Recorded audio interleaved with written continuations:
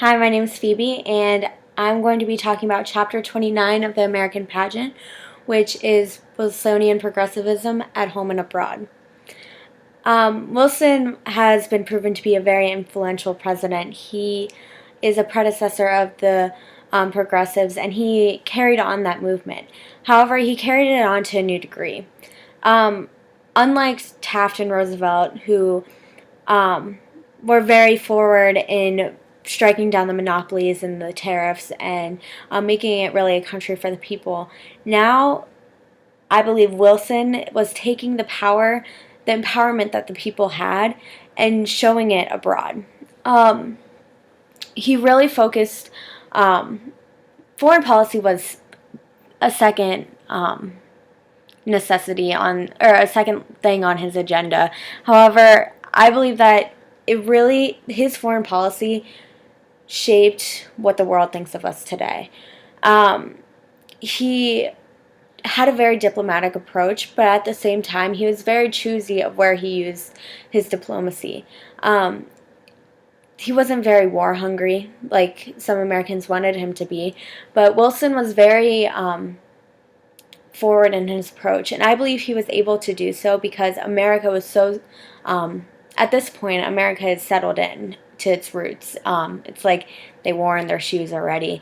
There were conservation acts passed, which is one of the things that proved to me that America is ready to take it to the next level, the global level, and change the world to where they want it to be. They're at the position where they can shape the globe and shape other countries to benefit themselves. And I believe that's what Wilson did. And an example of that would be when he went in to Mexico when there was a revolution going on, and sent in soldiers there and helped them settle what they wanted to accomplish.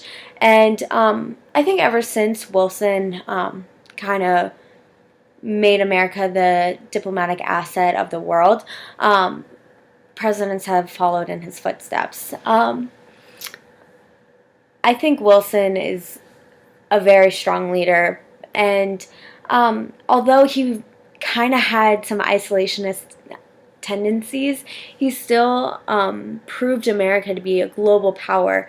And I mean, another example of that would be how America got dragged into World War I, kind of unwillingly. I know, or I read in the American Pageant that half of the country wanted, on mainly the West and the Midwest, didn't want to get involved in the war at all. They didn't feel it necessary. But the people on the East Coast, they were getting just slammed with these European attacks. And so I think Wilson was kind of drug into the war unwillingly, but he used his diplomatic and peaceful tactics to win the war for the Americans and kind of benefit our country.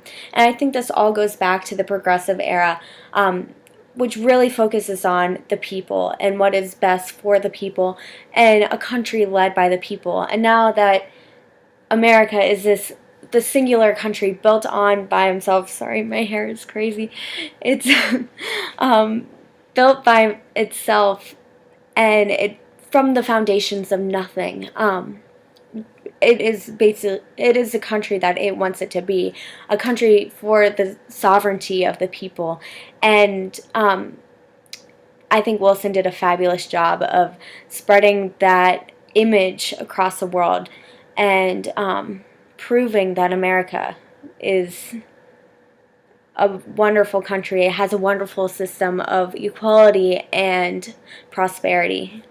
And I think that is why the new directions of foreign policy that Wilson took is one of the most important things of Chapter 29, 1912 through 1916. Thank you.